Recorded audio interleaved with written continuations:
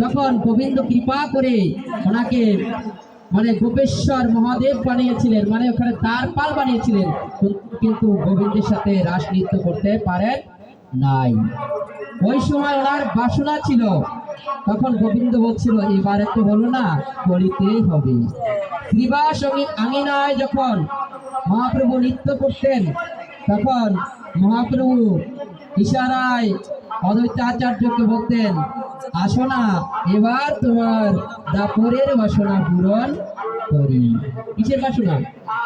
দাপরে, কারণ দাপরে তো পারেও নাই, এবার পারবে। আমি হব শ্যাম, আমি হব মদন মোহন, তুমি হবে আমার সখী, তুমি আমার সখী। কারণ এখন তো কেউ বুঝতে পারবে না, এই জন্য ত্রিবাস আঙিনায় রাস হতো। কি হতো? ওই রাসে নৃত্য করতো গলাধর, নৃত্য করতো অদ্বৈত আচার্য, মহাপ্রভুকে বেড়ি। এই জন্যে কখনো ভাববেন না যে আমাদের এই যে রঞ্জিত দাভলি, উনি পুরুষ দেহ পেয়েছেন, উনি কি করে সখী হন, এটি জানতে গেলে এটির উত্তর আমরা সেই কৃষ্ণ লীলা বা দাপর লীলা বা মহাপ্রভুর লীলায় আমরা পাই। তাই আমি সবাইকে বলবো যে গোপী ভাবের উপর শ্রেষ্ঠ কোনো ভাব নাই, গোপী ভজনের উপর শ্রেষ্ঠ কোনো ভজন নাই। যে যতই বলুক জপ তপ ব্রত উপবাস, এসবের দ্বারা কখনো গোপী ভাব লাভ হবে না। গোপী ভাব একমাত্র কৃপা সাধ্য। যিনি গোপী হয়েছে তার সঙ্গ, তার মানে স্পর্শ দরকার, তবেই গোপী হওয়া যাবে। যিনি গোপী হয়েছেন তার সঙ্গ যদি আমি না করি, কখনো গোপী হতে পারবো না। তাই নরোত্তম দাস ঠাকুর লিখেছে, কবে ব্রজ গোপীর সঙ্গ পাব, কবে আমি গোপী হব। ব্রজ গোপীর সঙ্গ করতে হবে, বলছে কবে রূপ রঘুনাথ আমায় কৃপা করিবে, কবে আমি কুঞ্জে গিয়ে কুঞ্জের সেবার অধিকার পাবো। এই যে রূপ রঘুনাথের কথা কেন বলা হয়েছে, তাই সবাইকে বলবো, আসুন আমরা সেই পিতামহ বিশ্বের মতন বাসনা করি লোক জায়গায়, যেন এ জন্মে না হলো আগামী কোনো এক জন্মে যেন গতি হয়ে আসতে পারি।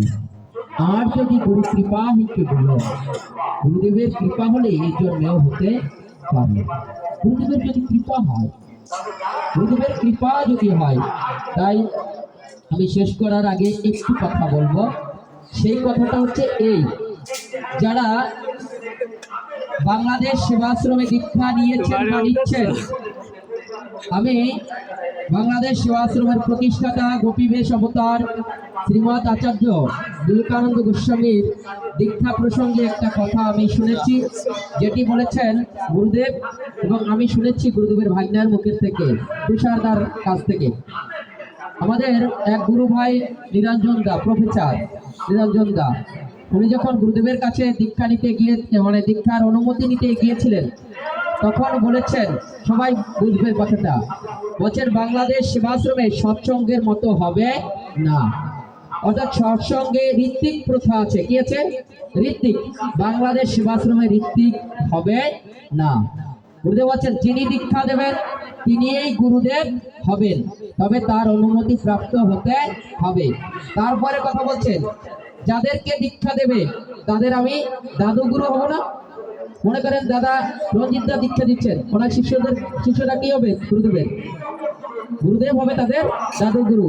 গুরুদেব হচ্ছে আমি সবাইকে পার করে নিয়ে যাব। এটি বাংলাদেশ সেবাশ্রমের দীক্ষা প্রসঙ্গে শ্রীমৎ আচার্য বিবেকানন্দ গোস্বামী বলেছেন। এই জন্য সেদিন আমাদের শ্যামল দা ছিলেন, আমাদের দিলীপ দা ছিলেন, আরো আমরা 40-50 জন লোক ছিলাম ওখানে। তুষারদা বারবার বলছে গুরুদেবের বিগ্রহ নিয়ে যে দীক্ষা দেওয়া হয় এটি গুরুদেবের মত অনুযায়ী নয়। গুরুদেবের বিগ্রহ নিয়ে দীক্ষা দেওয়া যাবে না।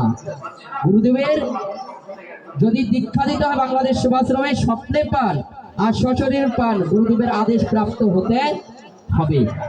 আদেশ পেয়ে আপনি দীক্ষা দেন, আপনি গুরু পাঠে বসেন, কোনো আপত্তি থাকবে না। এই জন্য এই কথাটা কেন বলছি, আমি শুনেছি এই এলাকায় দাদা অনেককে দীক্ষা দিচ্ছে, নিজের কথা তো দাদা বলতে পারবেন না, এই জন্য দাদার হয়ে আমি একটু বলে গেলাম যে যারা দীক্ষা নিচ্ছেন দাদার কাছ থেকে, তিনিই গুরুদেব। আমাদের গুরুদেব যিনি গোপী বেশ অবতার শ্রীমৎ আচার্য বিবেকানন্দ গোস্বামী, তিনি তাই আপনাদের দাদু গুরু হবেন। কি হবেন?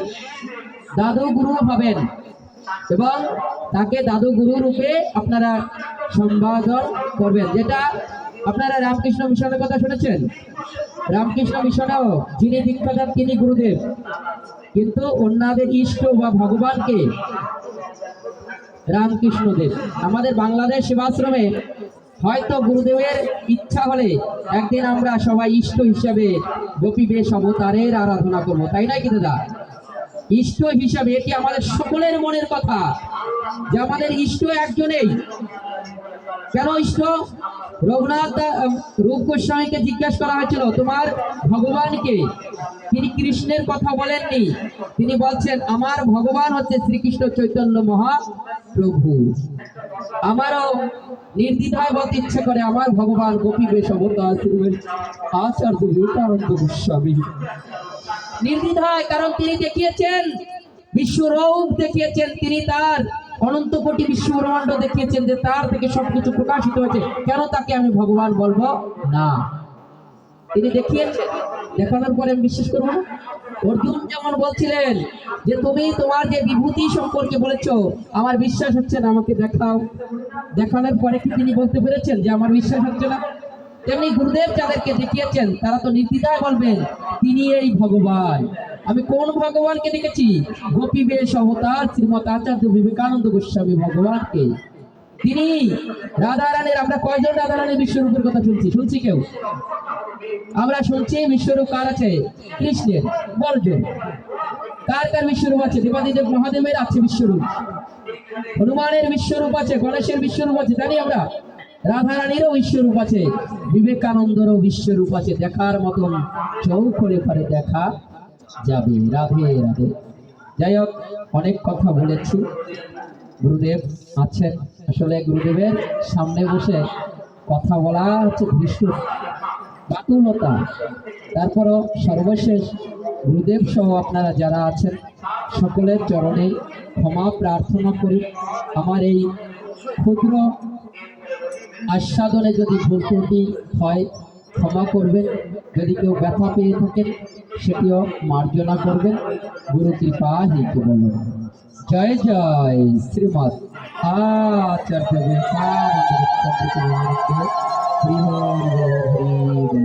জয় জয় শ্রীমৎ আচার্য বিবেকানন্দ।